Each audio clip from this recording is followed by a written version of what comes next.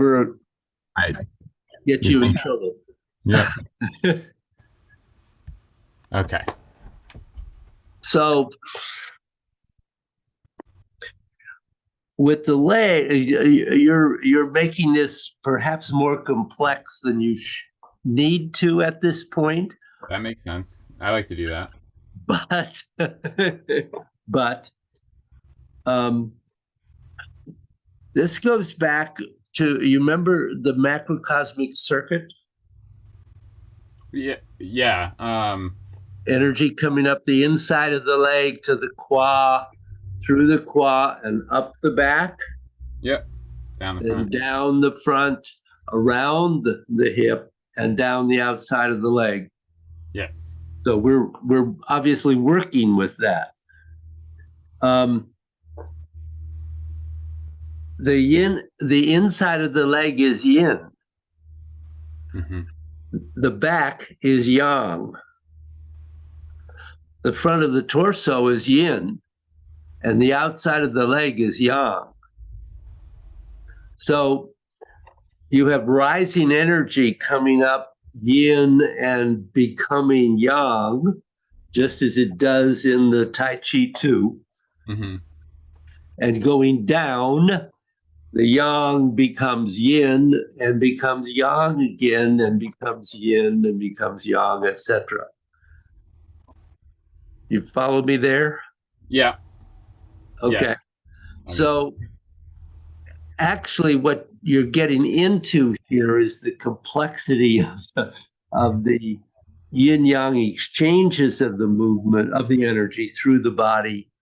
And most of the time we are trying to find balance between excuse me, the lower body and the upper body, so they are doing opposite. Which So makes just right. as I was showing in a Tai Chi movement, the rear leg going from yang to yin is powering the fist on the same side. Mm-hmm. With the other leg, it's going from yin to yang, and from yin to yang, and powering the deflection. So you actually have the same things happening with between the legs and the arms in cloud hands. Mm-hmm. So when you have energy going down one leg, yang, it's coming up the other leg. Right. Yeah. And when you go to the other side, this energy is going to come up this side, and it's going to go down that side, on the outside. And you're doing that with showing that with the arms. I think because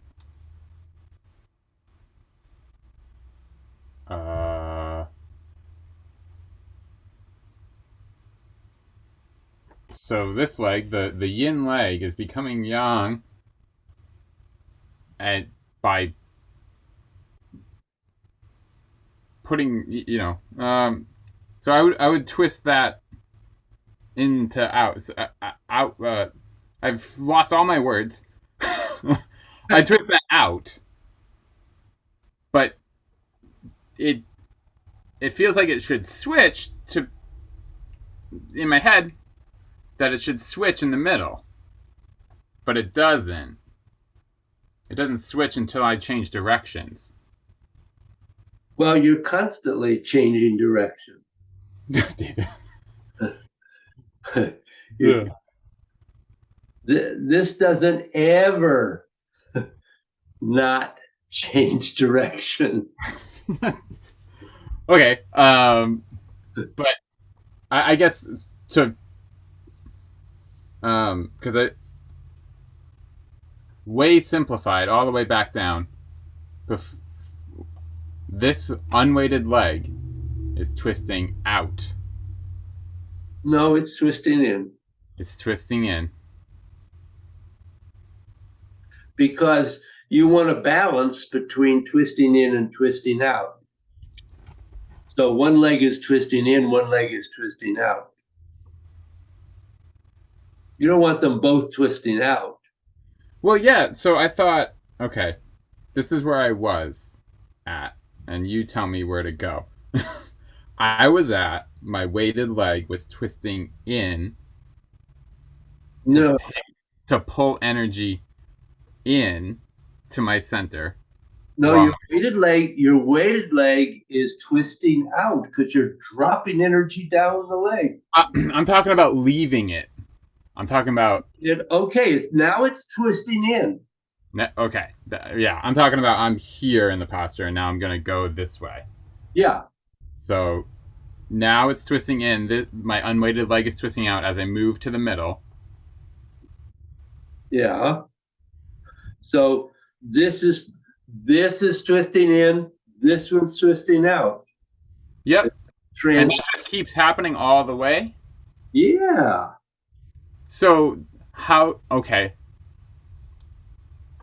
But now I'm getting so yes, cool. I had that right. What I'm getting hung up on is the arms switch in the middle of this movement, but the legs don't. What's up with that? The legs do. No, because thinking just about I'm in the middle, thinking just Oh, about the weighted leg. Okay, you have to back to something I know I have said at some point. Okay. There are multiple flows of the energy, paths of flows of the energy happening simultaneously. Mm-hmm.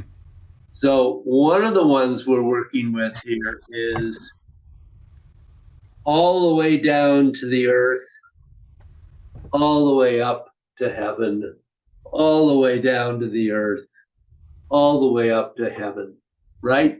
Yes. So that's the circuit that's moving constantly back and forth, back and forth, back and forth.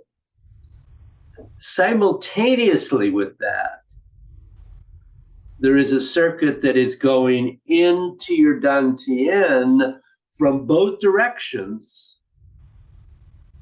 Right. and then out to the extremities in both directions. Okay. I think I understand. So That makes sense. both of those are happening simultaneously, and you could focus on one or the other as your primary one initially. Okay. Yeah. Ultimately, you want to work on center to periphery to center to periphery, center to periphery. I think it's for that one that I'm not getting how the legs contribute to, because for the arms I feel like I don't know what I'm doing there. Both so center to periphery, both arms are coming in different ways, but in out. For my legs, I feel like one is in, one is out all the time. I don't see how those can both contribute to inning. They both can't be coming in at any time for center to periphery, or they can, and I totally don't get it. So from the weighted leg, it's easy because it's coming. The unweighted leg,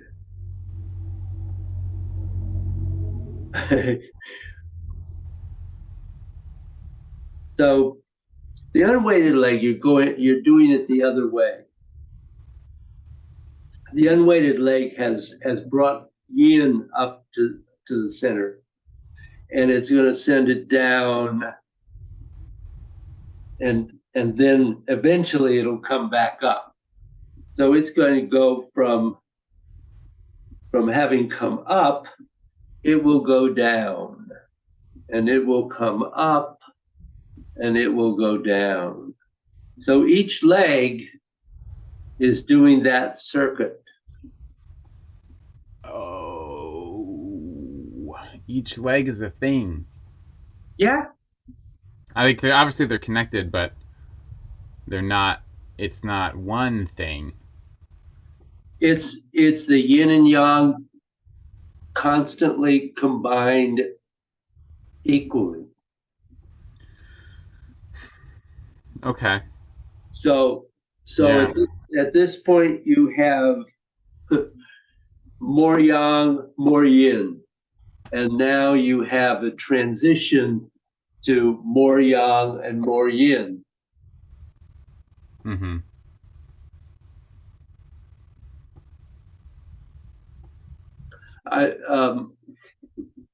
I agree entirely with your actually beginning comment, which is you're thinking too much about it instead of just simply trying to feel the movement of the energy, which is the important thing. There you go. I warned you. I did. Well, no, that's fine. I think there is real value in having these discussions. I think that's important to do. To say, oh, that's not. It's not important that you understand it, that all you need to do is feel it. Well, yes and no. Right. And so I think I don't think it's wrong at all to think about this, but it is wrong to get stuck in it. I agree. I think I've definitely I definitely feel like I have a clearer picture of what's going on again. Okay, good. Yeah. So I feel like that was very beneficial. Oh, good, good. Yeah, Andrew, I never, think that you should just ignore a question like that. I'm not ever saying that. No, oh yeah, absolutely. No, I also fully agree that, I think at some point it's too much. I guess Western mind is what wants to be said. Over analyzing every little, for where I'm at. But right. that's your work too. Yep. Yeah. No, that's kind of my. It's easy for me to be like, I need to know every little detail, and then I can work at a big picture level. Yeah. But yeah. Okay. So it did come with questions. yes. See.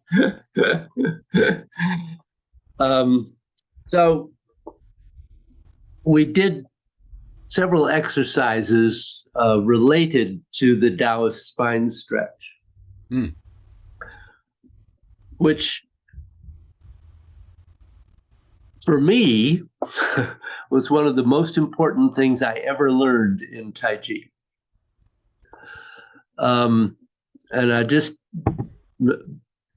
tell you this, I probably have mentioned it before, but I'll just briefly say again that the Taoist spine stretch is part of what has made it possible for me to live my life virtually pain-free for probably close to 15 years. It was the principal thing that I used at the time when it was first discovered that I had severe degenerative arthritis of the lower spine. And I was in extreme pain. And I got out of pain and stayed out of pain almost entirely for probably 10 or more years.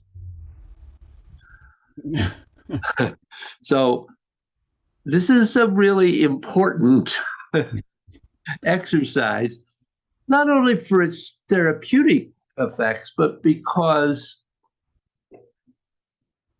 the spine is one of the primary highways, if you will, for the energy in the body. Mm-hmm. And so it's not one of the easiest things we learn, but it is, I think, one of the most important. And you really have to take it in stages, because eventually you want to be able to do this feeling and being aware of each vertebra as you do it. Mm-hmm. And the space between each vertebra, and feeling it on the posterior side of the spine as you go down, and on the anterior side as you go up. So this is developing some pretty specific awarenesses of the spine.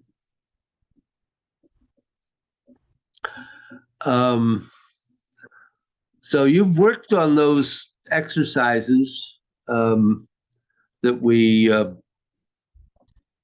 wanted to do in order to go into the spine stretch. And part of that is that we need to have a very clear sense of what it's like for your head and your spine to connect your legs, and what it's like from your feet to get a line moving through your pelvis and up. And you want to have this as a very concrete, known quality, and not just an idea in the mind. And that's important, so that you don't become a legend in your own mind and actually not get the benefit of what you're doing, simply because you're having a fantasy trip. It takes about 2 or 3 weeks at least for the average person to get the spine and their head and their legs to actually connect. You would think it would happen instantaneously, except it usually doesn't. The next thing is where this gets a little tricky. Remember how you're going to be bending your legs very slightly, the same way you did to go down, and then you straightened your legs very slightly to get you to come up. But the bending is to get the chi of your spine to descend down your legs and into the earth. And the coming up is to make sure that the rising chi gets right up to the center of your pelvis, through your spine, and right on up your body.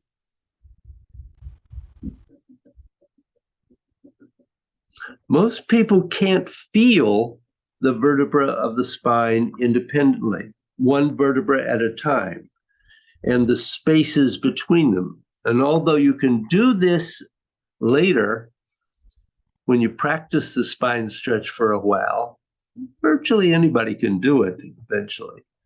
But in the beginning, it's too much of a burden to put on yourself. So you want to start going for usually a group of 3 or 4 vertebrae at a time. And so I'm going to just demonstrate this thing. So if you want to sit down for a minute, you can. I'm not meaning to. No, it's okay.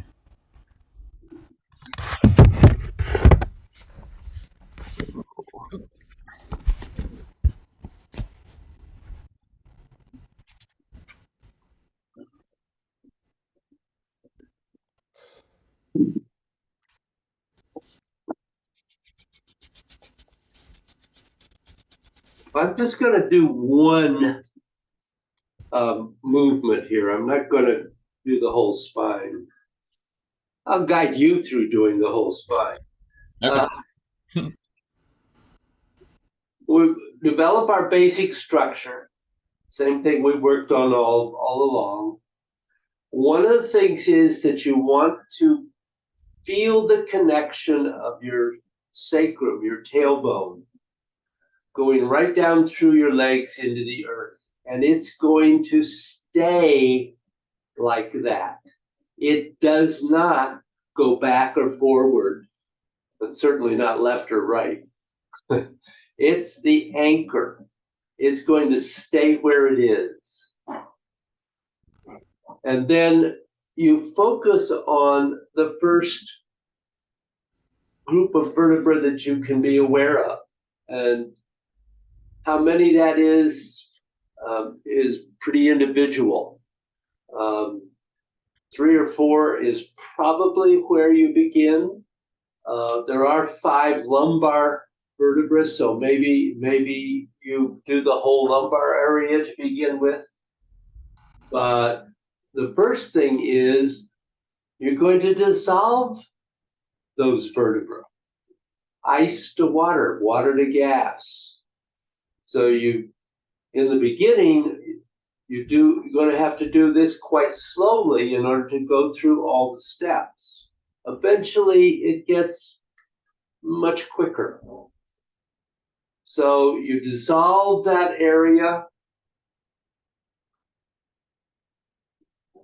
and then sink that chi that you've released all the way down into the earth. And then you're going to, as I was just talking a moment ago, you're going to have a very slight bend of the legs, which will happen principally from the quad and the psoas muscle. And you're going to just allow those vertebrae you were focusing on to separate. Everything above it continues to stay straight. So you would have a little bend there, but not a collapse of the upper spine or the head. All of that stays as straight as you can, but you want to release this, and you're hoping to feel a space open. It's like it bends a little, and a little tiny space opens between each of those vertebrae.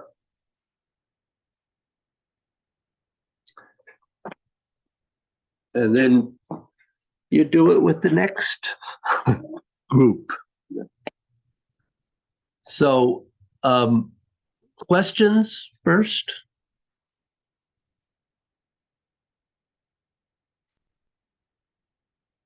Sorry, I'm muted. No, I don't think so. Okay. It seems straightforward. I'm sure we'll find out. Well, the difficult part is really feeling it. Yeah. And perfectly easy for me to just say it. For you to feel it is something else. Yeah. So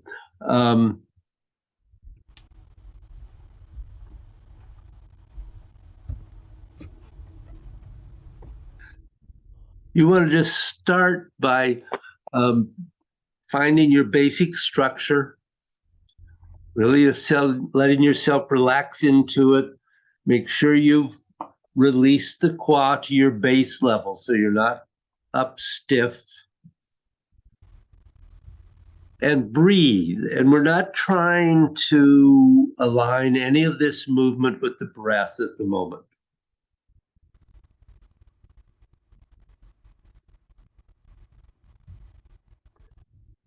And you start by just feeling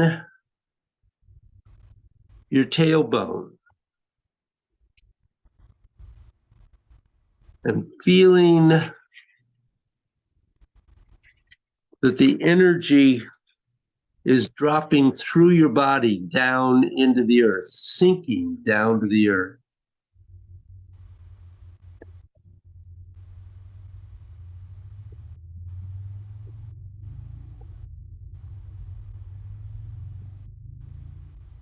And then just feel whatever group of vertebrae at the base of your spine that you can feel. 2, 3, 4, whatever it is. And focus on them and dissolve the energy of those vertebrae.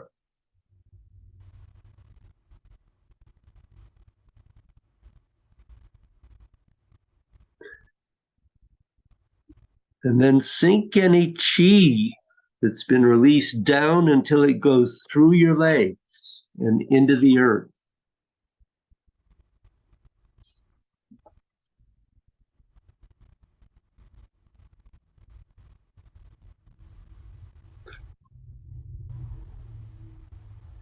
And then remember to keep everything straight above that first group of vertebrae.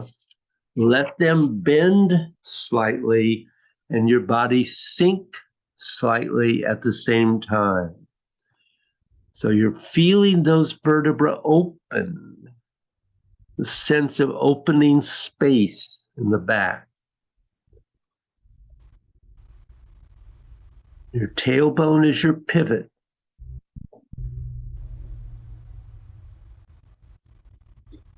And as you're bending forward, you're trying to keep on releasing those original vertebrae you dissolved.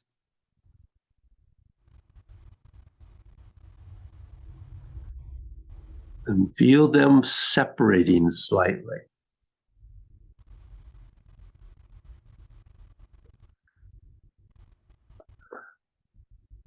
And then you feel the next group of vertebrae above that. However many it is, and dissolve the energy of those vertebrae.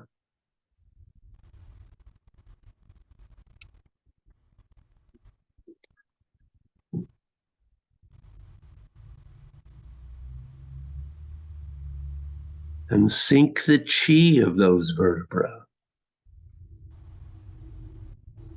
Let that energy flow through your legs into the earth.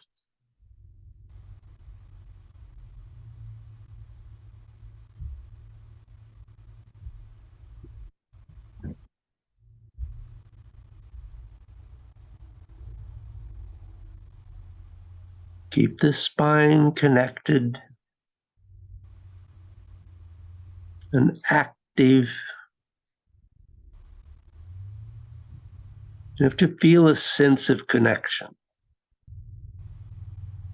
And then you bend slightly from the qua and those vertebrae that you released.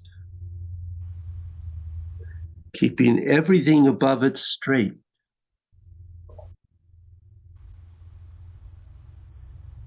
And it may be a very small amount of bend or a large amount, depending upon how flexible you are.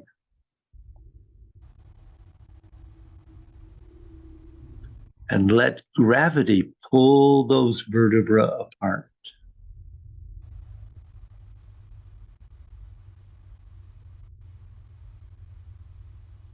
Let it release down to your feet.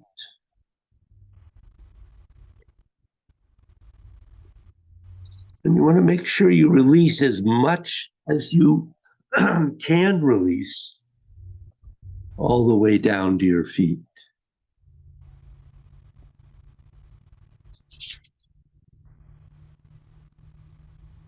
Don't let your head bend forward.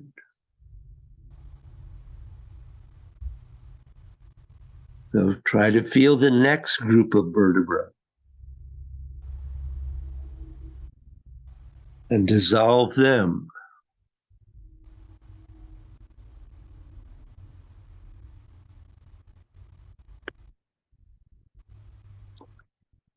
Sink the energy from those vertebrae down through your legs into your feet and into the earth.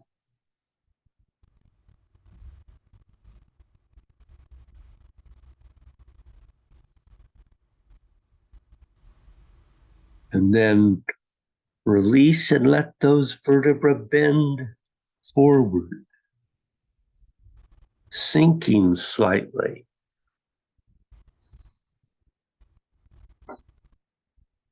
Don't let the head bend.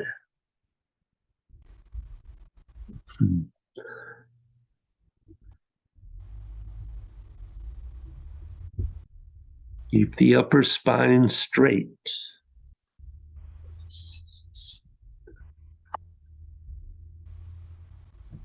Take the next group and dissolve.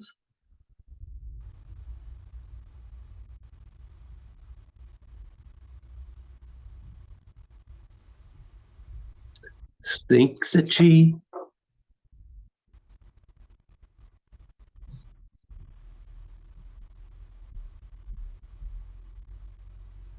Release all the way down through your legs.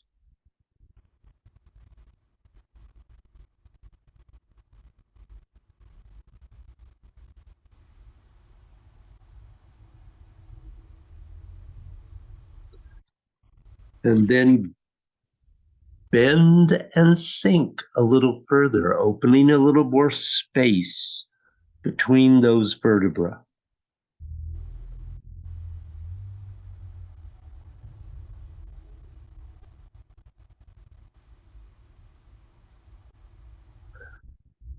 So try to continue doing this on your own until you get to C7.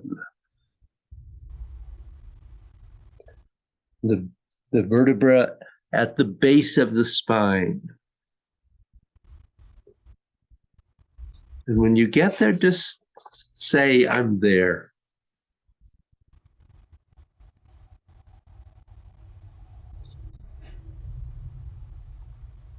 At the base of the spine, or the base of the neck? So you're working up the spine, a group at a time. I'm like halfway up my spine. Okay.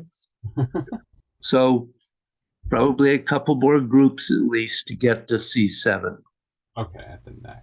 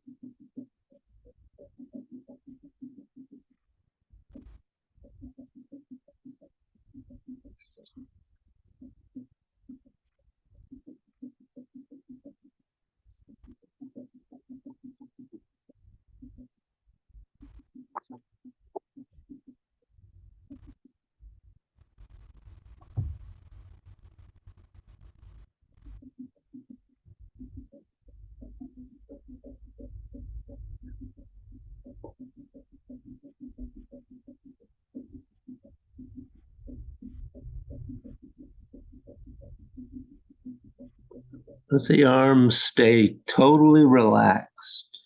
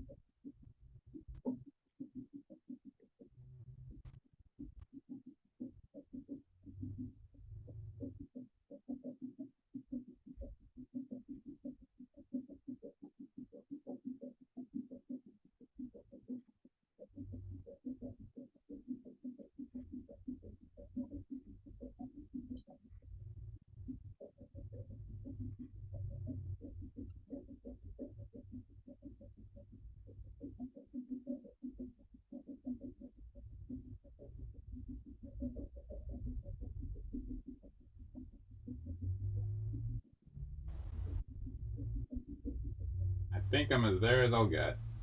Okay.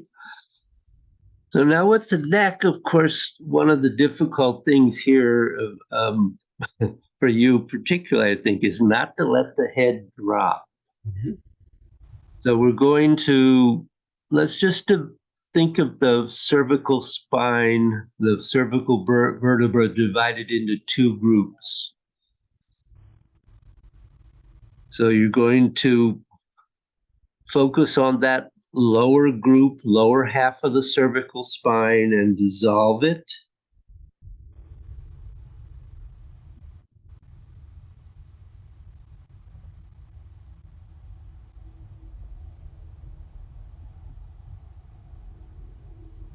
And again, sink the chi from that area all the way down through the spine and the legs into the earth.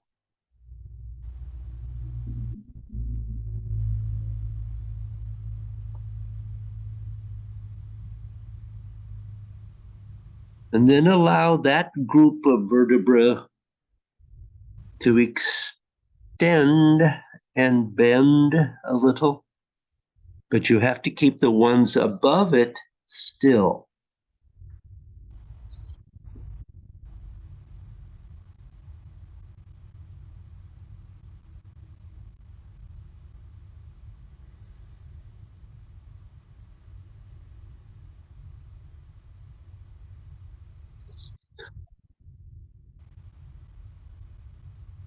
And then you focus on the top half of your neck and do it again. Dissolve.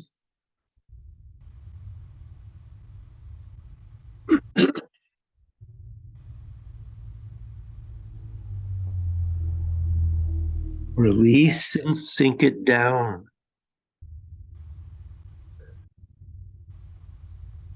And one of the things at this point is you want to begin to release all the joints in your arms so that you get a really strong flow of chi all the way to your fingertips.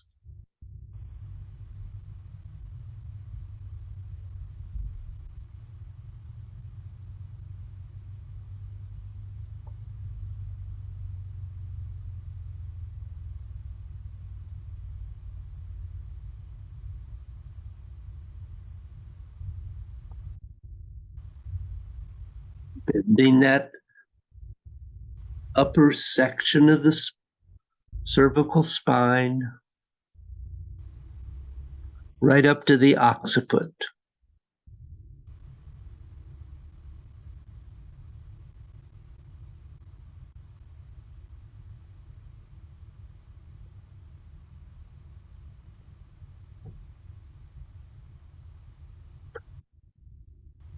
The interesting thing is we're still not done. The final part is that most people are not aware of the fact that the plates of the skull, through the way that the spinal cord is and the way that it goes around, are directly connected to your spine. So you need to release the plates of your skull. So just let the plates of your skull go. Let them relax. Let them release and release any energy. And let go of your arms at the same time.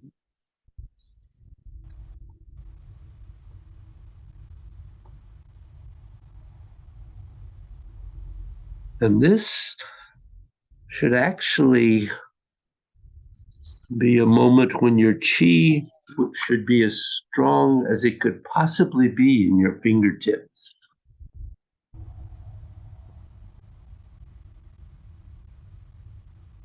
So when you let your skull go, your head should get even more, because releasing the plates of your skull should cause the vertebrae in the neck to bend even a little bit more.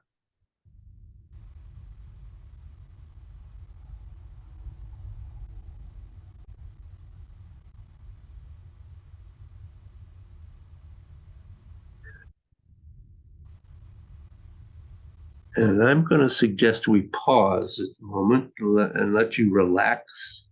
I don't know whether you're not relaxed or not, but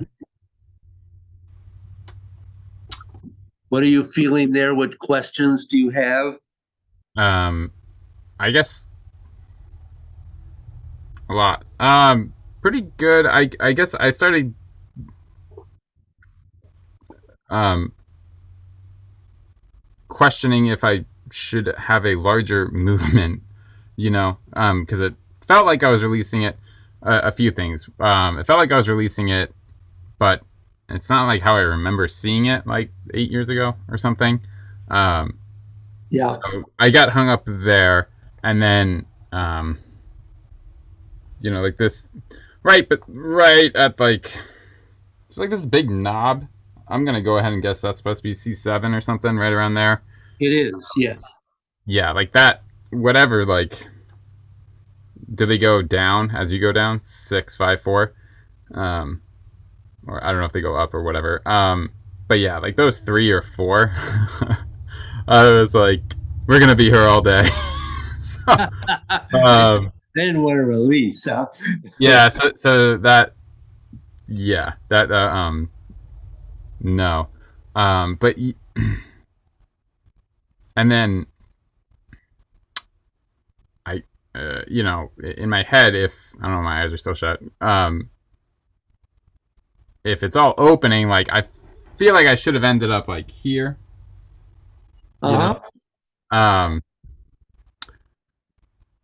But I feel like I would open it and then like try to move on and sink, and I think I kept losing my anchor, so I kept closing it, and so I was really kind of like, and then I didn't want to like try to like rush into it, so It felt like you were losing your anchor. That's interesting you put it that way because it looked like that. yeah, yeah, And yes, I can't believe you don't have more flexibility in your back, your spine. yeah. Um, indeed, if I were just to do this really quickly, Yeah.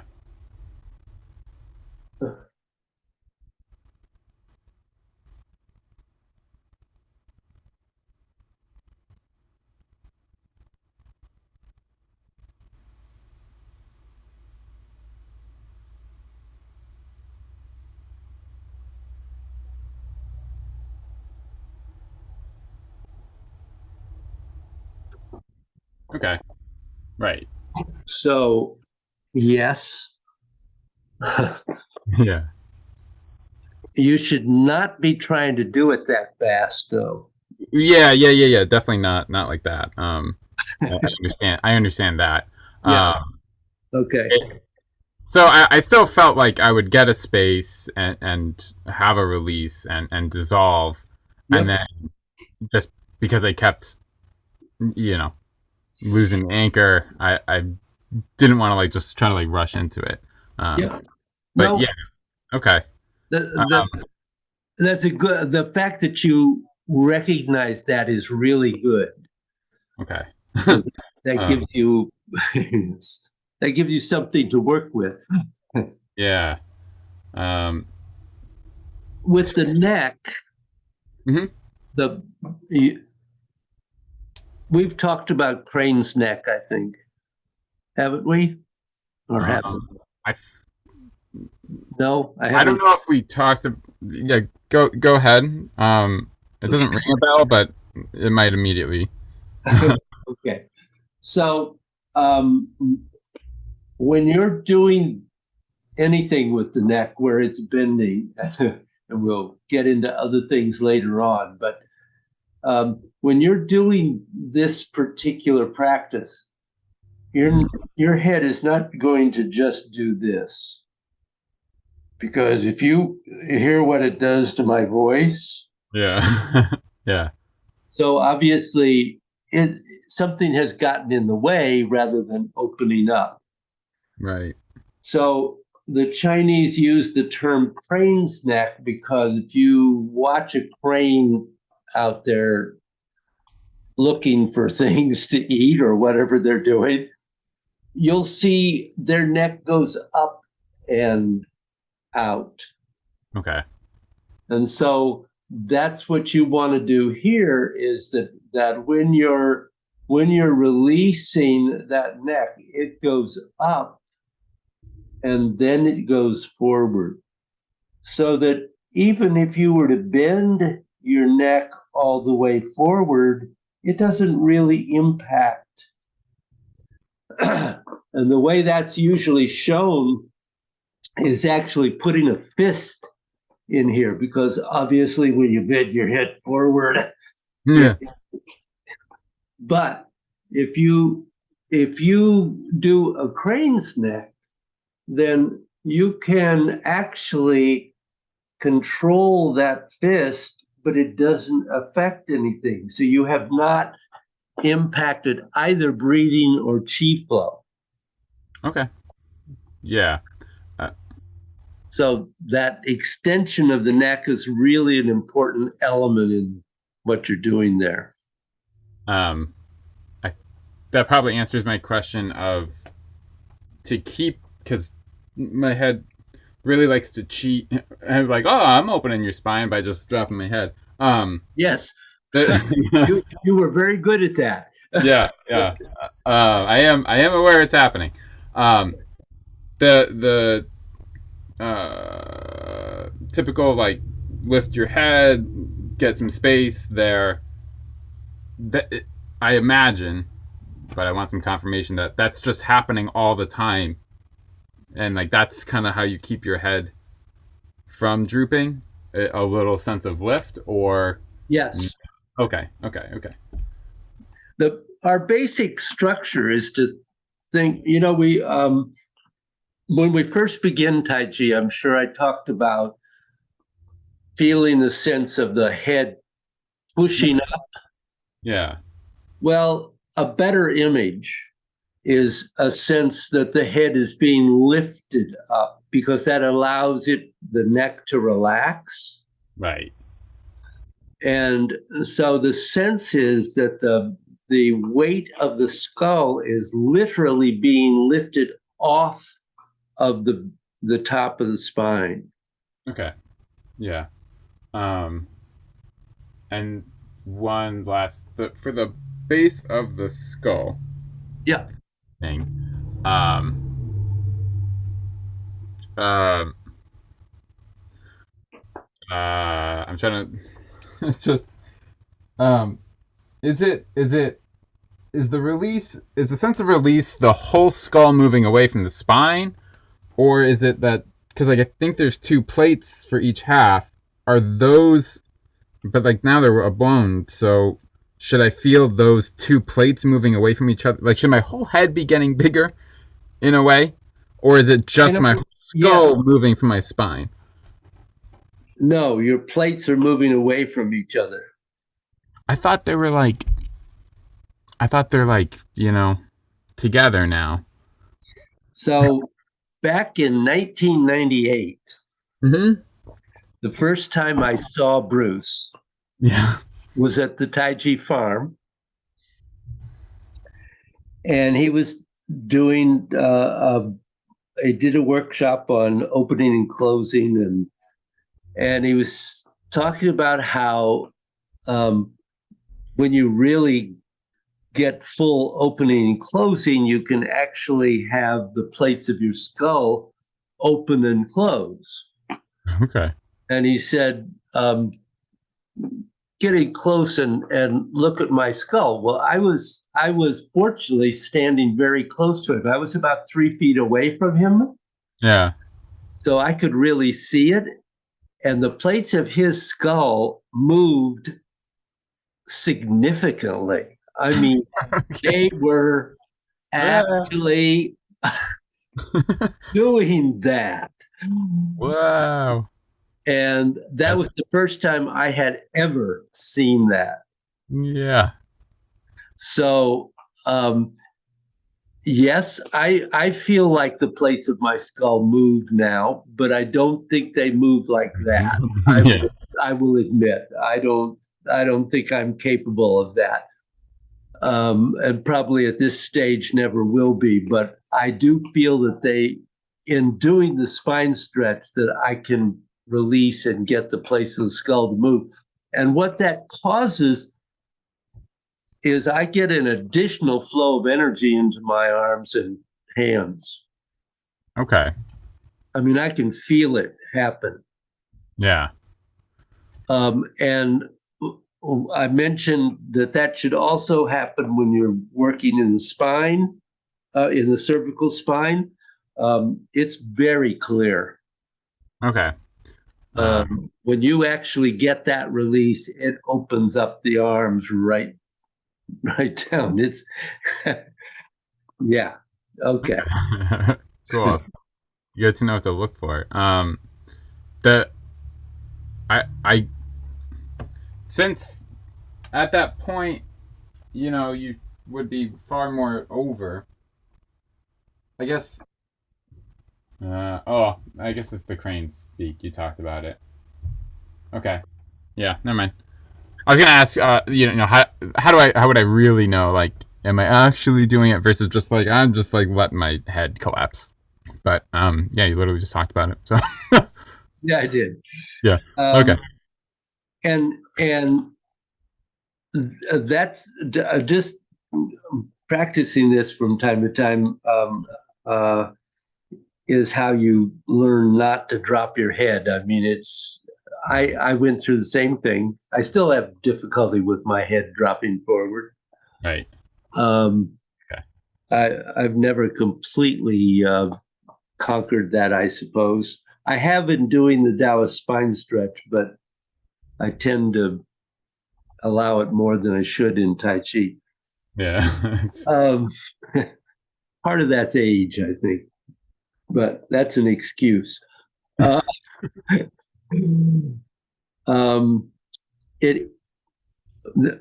is. We also haven't talked yet about coming up. Mm-hmm. Okay. And basically, coming up, I mean, what we're thinking about here is that when you've gone down, you have opened a space in the posterior spine, but spaces between the vertebra and the posterior spine. Mm-hmm. When we're coming up, we want to maintain that space and open space in the anterior spine. Without closing the other one. Without closing the other one. Okay. So coming up is really virtually just the opposite of what we just did. Mm-hmm. In that, again, you start at the bottom with the lumbar spine, but you now have to begin to feel the anterior side. And we know what the back feels like. We can feel the back of our spine. We know what that is. Most of us have, unless you've spent some time looking at skeletons, you don't really know what the front of your spine looks like. Yeah. And actually, there are, of course, obviously a million pictures on the internet if you want to do that. But here, as we were talking about connecting to that first group of vertebra, that we wanted to drop the energy. Now, when we connect to that first group of vertebra, we're thinking about raising the energy. Okay. That makes sense. Yep. And then same process, dissolve, release, and work up the spine. Easy for me to say that. Yeah, right. It's not much to say. Yeah, it just is. It's a very powerful exercise. One of the things I should say that I haven't said yet is you don't do this exercise more than 3 times in a day. Right. It has enormous positive benefit, but more than 3 times a day apparently can have negative benefit. Not Yeah. benefit, negative impact. Yeah. So we're kind of running out of time, unfortunately. Yeah. I'm sorry I talked so much. One quick question. Sure. When you're coming back up, uh, d d I, I guess I'm not trying to figure out where the anterior spine base of the skull connection is, and it's kind of, I guess it's going to be like in my head, like Yeah. in there somewhere. It's So that, about this level. oh, it's down there. Well, it's wherever you feel it, it's going to be Yeah, I guess it would be down there. Heads are weird. Okay. yeah, it could be anywhere in this area. I guess, but yeah, like that. Kind of depends the attitude of your head. Yeah. Because when I was first doing it in the back, I was just thinking about, I guess because I was thinking about the whole skull. So for the back, going up, I guess rather going down, but the back of the spine when you're there, is it really that one pocket, and then you wait for coming back up to do the, you know what I mean? Does that make any sense? No. No. Okay. So when you're doing the posterior spine and you Yeah. get to the base of the head, Right. should I really just be focusing on making a space between the skull and wherever the first part of that spine is?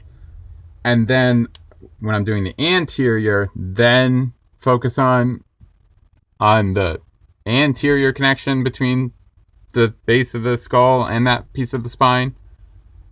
Or That's not a particularly separate piece of this, because okay, that's what it felt like. if you have released the upper group of cervical vertebra or the top cervical vertebra, that will automatically open the space between it and the skull.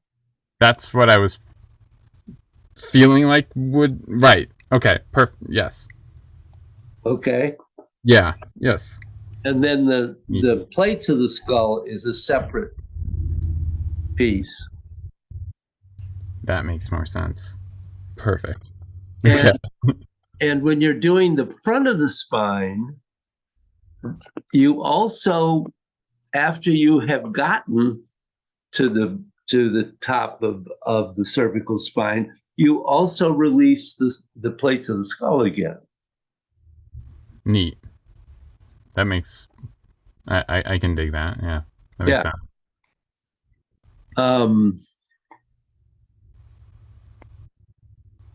I don't know what else to tell you at the moment. No, that's fine. Yeah.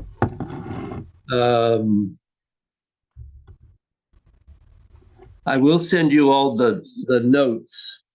Okay. Which go through all of this in detail, so you will have that reference. What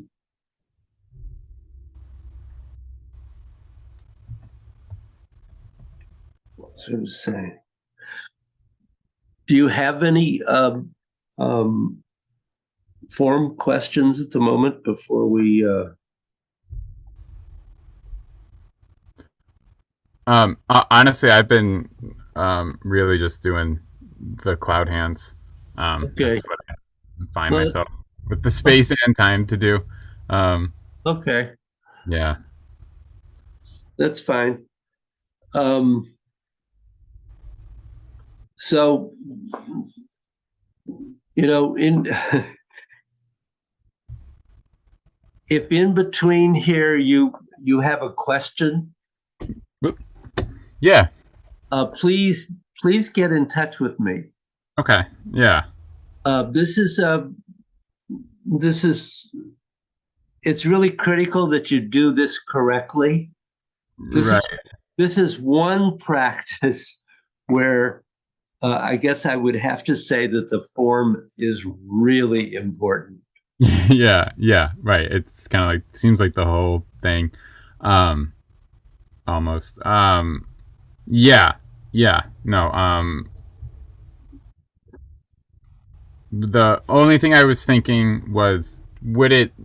I don't know. Help? Maybe not. Would doing it against a wall be at all advisable in a way? It would not be a bad thing to do. Okay.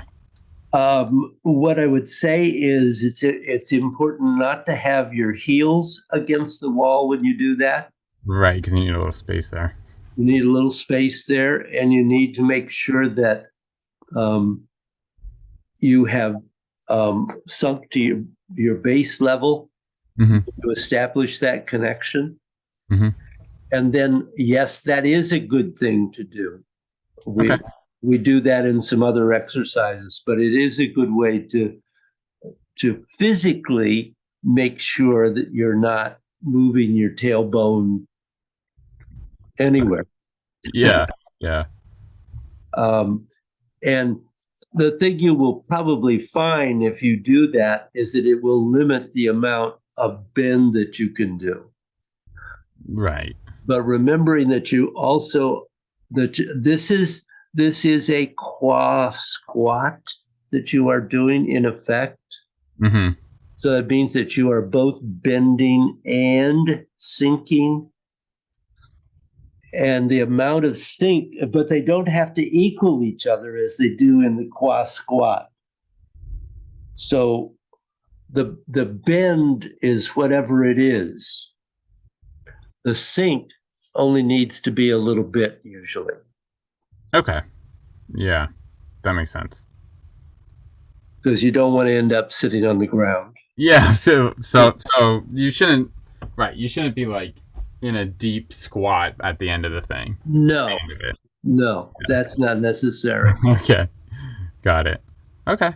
But if you try to do this and don't sink, it actually makes it more difficult to get the release of the bend. I've my the first thing I was gonna play with in trying to do it is I don't think I was sinking enough, and I think that's why I kept losing. Yeah, Losing the tail, because it felt like I don't know. Yeah, and then I ended up just having to stand up. So yeah. yeah. Okay. Well, And I know this might like not actually matter, but if is this a good thing to do at the start of a practice or at the end of? no, this is actually the end. Okay. Yeah. There's going to be, as you know, you may remember there are 3 swings that Mhm. come in between cloud hands and the spine stretch. But the spine stretch should be done as the last thing. Okay. Gotcha. It has for a number of reasons, but we'll go into that when we. That's fine. That's fine.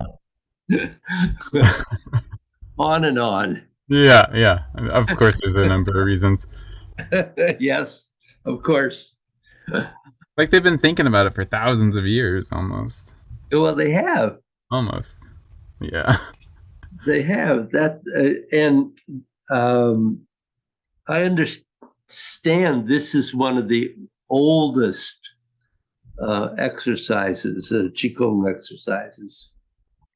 Hmm. So, and it's a good one. It's a really good one. Yeah. And particularly,